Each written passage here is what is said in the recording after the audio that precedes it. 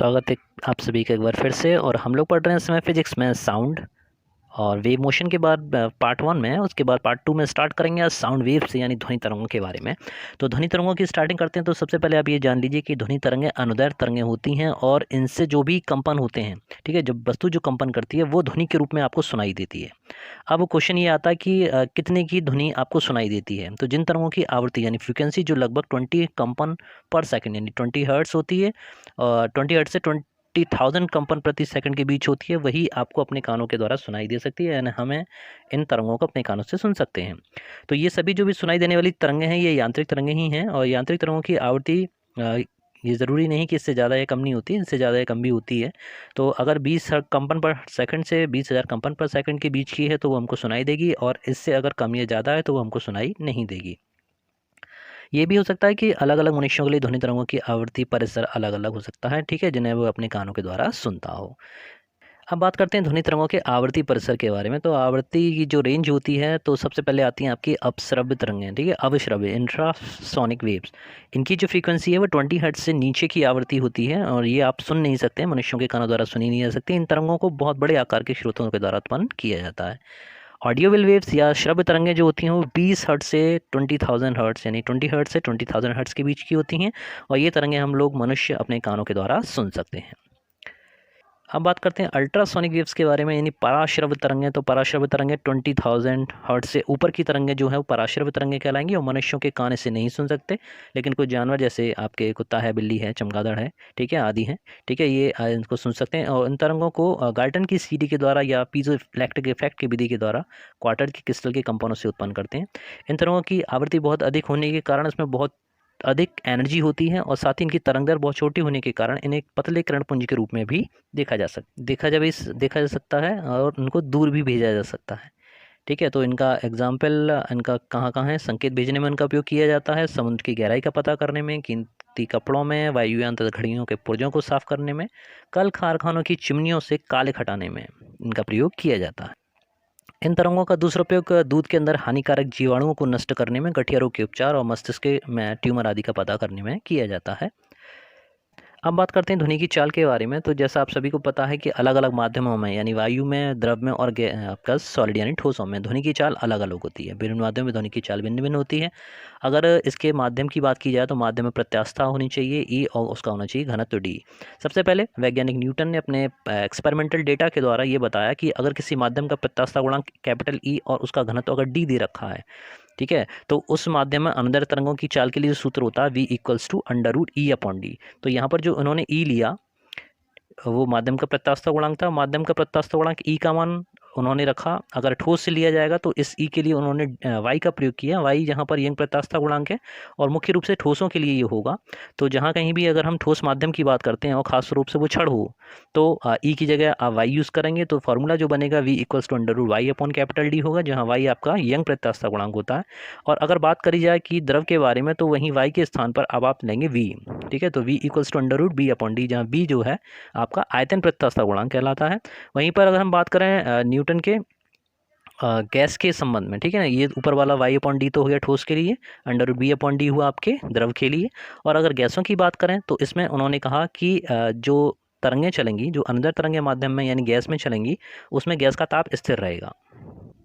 और यहाँ पर थोड़ी सी उनके द्वारा गलती क्या होती है इसके बारे में हम लोग डिस्कस करेंगे। तो सबसे पहले देखते हैं कि उन्होंने बी का क्या किया। तो बी के स्थान पर उन्होंने लिया प्रारंभिक दाब, ठीक है, वातावरण का जो प्रेशर था उन्होंने बी के बराबर रखा। तो यहाँ से जो फॉर्मूला बन के उनके पास आया वो ये था V=√P/D, ठीक है, जहाँ पी था आपका वायुमंडलीय दाब, इसका मान 1.01 × 10�5 न्यूटन पर मीटर स्क्वायर रखेंगे और डी का मान 1.01, ठीक है, ये वैल्यू रखेंगे घन क्यूबिक किलोग्राम पर मीटर क्यूब का डी का मान लगाएंगे, ठीक है। इसकी वैल्यू को जब आप सॉल्व करते हैं तो मान आता है आपके पास में 280 मीटर पर सेकंड। लेकिन अगर वास्तव में ध्वनि की चाल देखी जाए तो वो मिलता है आपको 332 मीटर पर सेकंड। तो इन दोनों मानों में काफ़ी डिफरेंस है, ठीक है।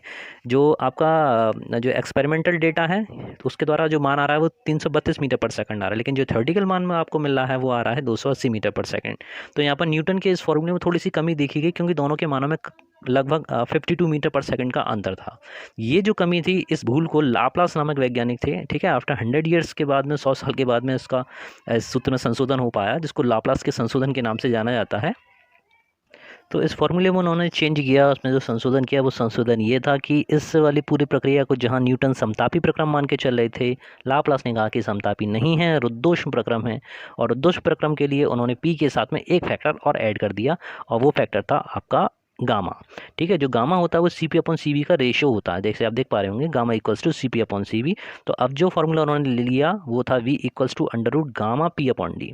ठीक है, तो यहाँ पर उन्होंने गामा को इंट्रोड्यूस कर दिया, और जो कमी पड़ रही थी उसके मान में फिर से अगेन वही मान लगाया। गामा का मान 1.414 होता है, 1.1.14 देख पा रहे होंगे। पी के मान 1.013 इंटू 10⁵ और डी का मान 1.29 किलोग्राम पर मीटर क्यूब।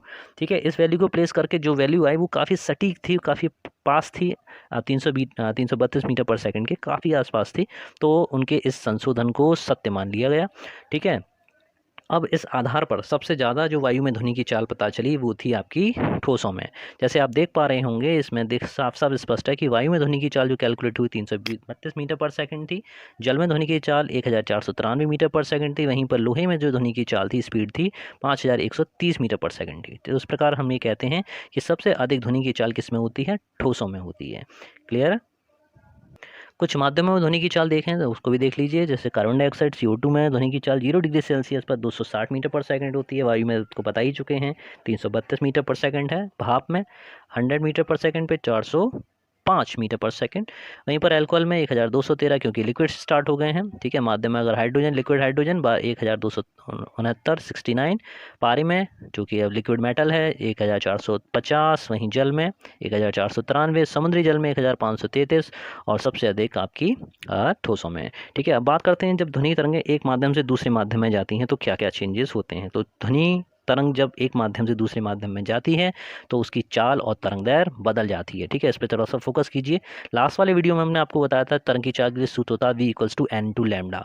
तो यहाँ पर आपकी तरंग की चाल बदल रही है, यानी v का मान चेंज होगा और लैम्डा चेंज होगा। ठीक है, एन ये आवृत्ति कहते हैं, इसका मान चेंज नहीं होगा। तो इसी चीज़ को आपको ध्यान रखना है कि ध्वनि की चाल और तरंग दैर्घ्य बदल जाएगी लेकिन उसकी आवृत्ति चेंज नहीं होगी। अतः किसी माध्यम में ध्वनि की चाल ध्वनि की आवृत्ति पर निर्भर नहीं करती। ठीक है, तो अब ध्वनि की चाल किस पर निर्भर करती है उसको देख लीजिए। ध्वनि की चाल विभिन्न भौतिक राशियों का प्रभाव देखेंगे, और सबसे पहले हम देखते हैं दाब का प्रभाव। ठीक है, effect of the pressure. Effect क्या होता है? अगर टेम्परेचर आप कांस्टेंट रख रहे हैं, ठीक है, टेम्परेचर आप चेंज नहीं कर रहे हैं, तो ऐसी स्थिति में ध्वनि की चाल पर दाब का कोई प्रभाव नहीं पड़ेगा। क्यों नहीं पड़ेगा उसको भी देख लीजिएगा। v इक्वल्स टू आपने लिखा था gamma under root P upon D. ठीक है, तो जिस अनुपात में p का मान बढ़ेगा उसी अनुपात में d का मान भी बढ़ेगा, यानी ये दोनों एक साथ चलेंगे। तो इसलिए इस v के मान पर कोई इफेक्ट नहीं पड़ेगा प्रेशर बढ़ाने पर या कम करने पर। नेक्स्ट पॉइंट में आते हैं दाब का प्रभाव। तो दाब का प्रभाव समझ में आ गया, सभी के दिमाग में आ गया। ठीक है ना। इफेक्ट ऑफ द टेम्परेचर पर आते हैं, ताप का क्या प्रभाव पड़ता है अभी। तो ताप का प्रभाव पड़ने में इसमें तो एक आर्टिकल है और आर्टिकल काफ़ी विस्तार से है, तो उस आर्टिकल पे ना जाकर सीधे सीधे हम आपको यही बता देते हैं कि अगर 1 डिग्री सेल्सियस टेम्परेचर अगर माध्यम का बढ़ जाए, यानी वायु का टेम्परेचर अगर 1 डिग्री सेल्सियस बढ़ा दें तो ध्वनि की चाल कितने मीटर पर सेकंड बढ़ जाती है। तो वो बढ़ जाती है 0.61 मीटर पर सेकंड, इतनी स्पीड उसकी बढ़ जाएगी। इसका मतलब समझ में आ रहा होगा आपके कि गर्मियों में ध्वनि की चाल ज़्यादा होनी चाहिए, और वहीं अगर हम सर्दियों की बात करें या विंटर सीजन की बात करें तो उसमें ध्वनि की चाल कम हो जाती है। इफेक्ट ऑफ द ह्यूमिडिटी पर आते हैं, आर्द्रता का प्रभाव। तो नमी युक्त वायु का घनत्व जो है शुष्क वायु के घनत्व से कम होता है। यही कारण है कि बरसात के मौसम में सीटी की आवाज़ बहुत दूर तक सुनाई देती है। समझ में आ रहा है ना। तो v equals to under root P upon D, again वही है, गामा पी अपॉन डी ही लेंगे। ठीक है, तो d की वैल्यू अगर कम होगी, d का मान अगर डेंसिटी कम होगी तो v का मान आपका बढ़ जाएगा, एक दूसरे के रेसिप्रोकल है। ठीक है, तो v proportional 1 upon under root D है भाई। ठीक है, तो d का मान अगर कम होगा तो v का मान बढ़ेगा, यही चीज़ है। तो आर्द्रता का प्रभाव, अगर वायु चूँकि नमी युक्त वायु का घनत्व शुष्क वायु से कम होता है, इसलिए यानी d कम होगा, d कम होने से v का मान बढ़ जाएगा। नेक्स्ट पॉइंट पर आते हैं, माध्यम के वेग पर प्रभाव। ठीक है, माध्यम के वेग से मतलब अगर हवा चल रही है तो माध्यम की वेलोसिटी है, effect of the velocity of the medium. ठीक है, तो माध्यम के वेग की दिशा में अगर ध्वनि की चाल उसी दिशा में है तो तरंग उसकी चाल बढ़ जाएगी, अगर उसके विपरीत दिशा में है तो उसकी चाल घट जाएगी। आगे देखते हैं नोट में, ध्वनि की चाल गैसों के घनत्व और अणुभार के वर्गमूल के व्युत्क्रमानुपाती होती है। तो यहाँ पर सीधा सीधा वही है, वही फॉर्मूला अगर आप देखें थोड़ा सा और ध्यान से, तो यहाँ पर हमने जैसे लिखा था, अगर देखा जाए तो P equals to R T. ठीक है, P equals to R T से आप अगर देखें तो वी का मान अगर आप यहाँ पर चेंज करना चाहें, द्रव्यमान और घनत्व के पदों में लिखना चाहें तो आयतन इक्वल्स टू घनत्व इक्वल्स टू होता है आपका द्रव्यमान बटे आयतन, यानी एम अपॉन वी के बराबर होता है। यहाँ से वी का अगर मान लिखेंगे तो ये आपके किसके बराबर आएगा, ये आएगा एम अपॉन डी के बराबर। तो यहाँ पर अगर आप मान लगाते हैं पी इक्वल्स टू वी का मान लगा दें एम अपॉन डी, और इक्वल्स टू आपका चलेगा आर टी, ठीक है ना। तो यहाँ पर आप जब एम को इधर भेजेंगे तो पी अपॉन डी का मान केवल आपको यूज़ करना है, पी अपॉन डी की जगह आप क्या लगाएंगे, R T upon M, M यहाँ पर आ जाएगा, ठीक है। तो आर टी अपॉन एम मान जब प्लेस करेंगे तो ये अपॉन में आएगा। समझ में आया सभी के? देखिए एक बार फिर से, तो V equals to under root gamma P upon D, ठीक है। और आपने क्या किया, आप पी अपॉन डी का मान लगा दिया, तो गामा इक्वल्स टू क्या आएगा आपके पास में, आर टी अपॉन एम। तो आप यहाँ पे देख पा रहे होंगे कि वी प्रोपोर्शनल अगर लिखा जाए तो क्या लिखेंगे आप, V proportional 1 upon under root M. तो इस तरीके से ये वाली वैल्यू आपके पास में आई, जिसको आप यहाँ पर देख पा रहे हैं। तो यदि दो गैसों के भार एक M1 M2 करके दे रखे हो तो उनमें ध्वनि की चालें V1 और V2 के मान अगर आप यहाँ से निकालें तो सीधे सीधे मान वही आ जाएंगे कि V1 upon V2 this is equals to under root M2 upon M1, ठीक है, M2 upon M1। Next point पर आते हैं, बात करते हैं ध्वनि के लक्षणों के बारे में। तो ध्वनि के मुख्य रूप से 3 लक्षण होते हैं, तीव्रता, तारत्व और उसकी गुणता।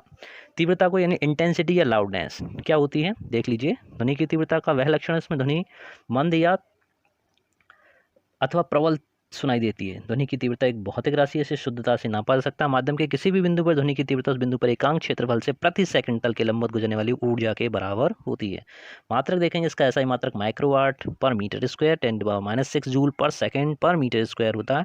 और प्रयोगात्मक जो उसका एक्सपेरिमेंटल यूनिट है वो है आपकी बेल, ठीक है, बेल और डेसिबल, ठीक है। इसको काफ़ी बार पूछा गया है परीक्षाओं में भी, ठीक है, कंपटीशन एग्जाम्स में काफ़ी आता है कि बेल किसका मात्रक है, डेसिबल किसका मात्रक है, दोनों में क्या संबंध होता है। तो ध्यान रखिए, ध्वनि की तीव्रता बेल और बेल के 10वें भाग को कहते हैं डेसिबल। देखिएगा, तो ध्वनि की तीव्रता ध्वनि स्रोत किस किस के ऊपर डिपेंड करती है, ध्वनि स्रोत की शक्ति पर, श्रोता और स्रोत के बीच की दूरी पर, छत और फर्श पर होने वाले परावर्तनों पर निर्भर करती है, कितना उससे रिफ्लेक्टेड होकर आ रही है, ठीक है। यदि ध्वनि स्रोत को बिंदु स्टोल माना जाए तथा अवशोषण और परावर्तनों को नगण्य माना जाए तो ध्वनि की तीव्रता स्रोत से दूरी के वर्ग के व्युत्क्रमानुपाती होती है।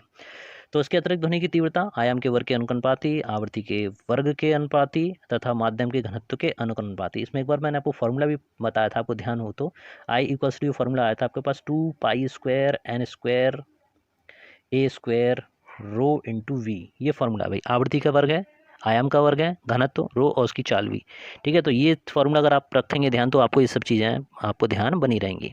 तो यही कारण है कि स्वरित द्विज की चाल की दिशा में बह रही है तो ध्वनि की चाल एवं तीव्रता दोनों ही बढ़ जाती हैं, क्योंकि बड़े आकार की वस्तु से उत्पन्न ध्वनि का आयाम भी बड़ा होता है। नेक्स्ट पॉइंट पे आते हैं, ध्वनि की स्रोत की तीव्रता के बारे में बात करी जाए तो साधारण बातचीत जो हम लोग आपस में करते हैं उसमें ध्वनि की तीव्रता का जो तीव्रता होती है वो 30 से 40 डेसिबल, ठीक है। ध्वनि स्रोत अगर कोई जोर जोर से बात कर रहा है तो 50 से 60 डेसिबल। ध्वनि के स्रोत में अगर ट्रक या ट्रैक्टर है तो 90 से 100, ऑर्केस्ट्रा है तो 100, विद्युत मोटर लगी है 110 डेसिबल, ठीक है ना। और अगर कोई मोटरसाइकिल है तो उसकी तीव्रता 110, सायरन लगा हुआ है 110 से 120, और जेट विमान है तो 140 से 150 डेसिबल। विश्व स्वास्थ्य संगठन WHO की बात किया तो ह्यूमन बींग्स के लिए सर्वोत्तम जो ध्वनि मानी गई है वो है आपकी 45 डेसिबल। देखिए इसमें वीडियो के बीच में थोड़ा सा रुक रहे हैं, आपको ये बता दूं कि बहुत ही जल्दी या हो सकता है शाम तक मैं एक हीट के ऊपर ऑब्जेक्टिव क्वेश्चंस की एक श्रृंखला पहली बार आपके साथ यूज़ करने आ रहा हूँ। उसके साथ में हम लोग देखेंगे कि किस तरीके से पिछले वाले जो वीडियोज़ हैं, हीट के जो 4 वीडियो मैंने अपलोड किए थे, वो हीट के वीडियोज़ जिन जिन छात्रों ने जिन जिन स्टूडेंट्स ने देखे हैं, ठीक है, वो किस तरीके से उन क्वेश्चंस को सॉल्व कर पाते हैं। बहुत अच्छे क्वेश्चन की श्रृंखला है, काफ़ी सारे क्वेश्चंस मैंने पिछली परीक्षाओं में आए हुए इसमें यूज़ करे हैं, और कोशिश यही करी है कि इसमें से कोई भी क्वेश्चन ऐसा ना रह जाए जो हम एक्स्ट्रा पढ़ें, ठीक है। जितने भी क्वेश्चंस आए हैं वो मोस्ट इंपॉर्टेंट हैं, ठीक है। तो उम्मीद करता हूँ आप सभी लोग शाम तक उस वीडियो का इंतजार करेंगे और मेरे साथ कोशिश करेंगे उन क्वेश्चंस को सॉल्व करने की, और कोशिश कीजिएगा उसके आंसर्स को पॉज करके आंसर खुद मैच करने की, और उसके बाद फिर मेरे आंसर्स उसके साथ टैली करने की, बाद में रिस्पॉन्स दे के बताइएगा कि किस तरीके का आपको उसका अनुभव लगा। तो स्टार्ट करते हैं नेक्स्ट। तो WHO ने 75 डेसिबल से ऊपर की ध्वनि को मानव स्वास्थ्य के लिए हानिकारक माना है।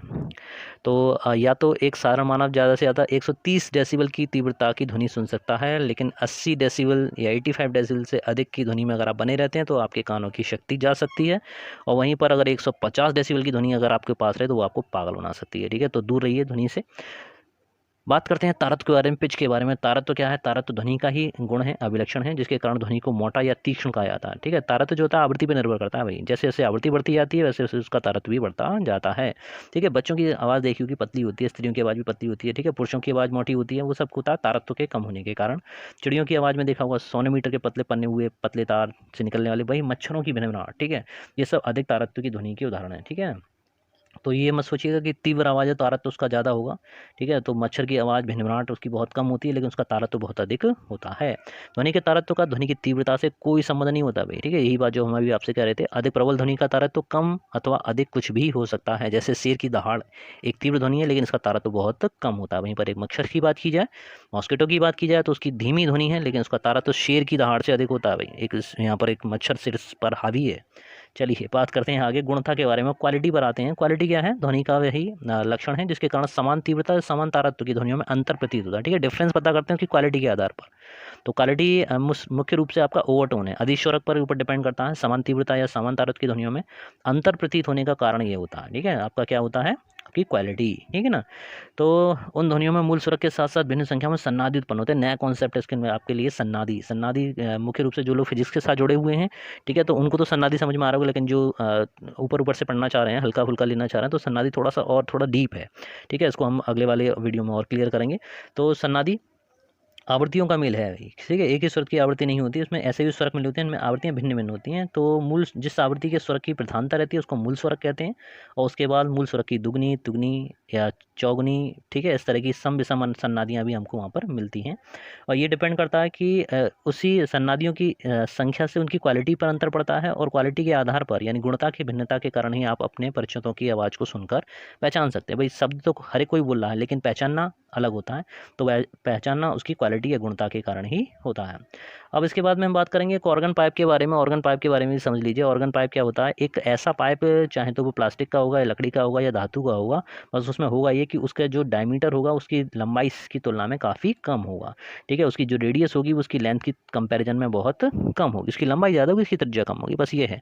हो कैसा सकता है? दो टाइप का हो सकता है भाई। एक हो सकता है एक सिरे पर खुला हो, और या फिर दोनों सिरों पर खुला हुआ हो, ठीक है। एक सिरे पर खुला का मतलब एक सिरे पर बंद होगा, या फिर दोनों सिरों पर खुला होगा। खुला ऑर्गन पाइप दोनों सिरों पर खुला होगा, ठीक है। और उसमें जो सम सन्नादी बनेंगे उनकी संख्या अलग अलग होती है। इसमें दो तरह के सन्नादी होते हैं, सम तथा विषम। सम का मतलब वही 2 4 6 8 10, ठीक है। और विषम का मतलब 1 3 5 7, या सम विषम दोनों बनने हैं तो 1 2 3 4 5 6 7, ठीक है। तो इस तरह रहते हैं। तो इसमें यही है कि इसमें जो सन्नादी उत्पन्न होते हैं तो उसकी गुणता यानी क्वालिटी में अंतर रहता है। बंद पाइप से निकलने वाले सन्नादी में केवल विषम सन्नादी उत्पन्न होते हैं, जबकि खुले पाइप में, ठीक है, निकलने वाले सन्नादियों में सम तथा विषम दोनों सन्नादी होते हैं।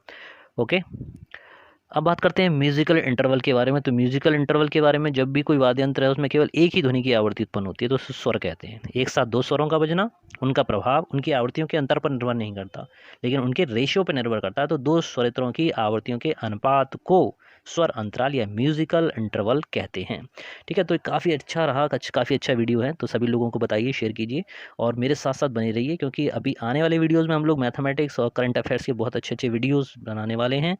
बने रहिए मेरे साथ में। मिलते हैं नेक्स्ट वीडियो में, तब तक के लिए जय हिंद, जय Bharat. Thank you very much.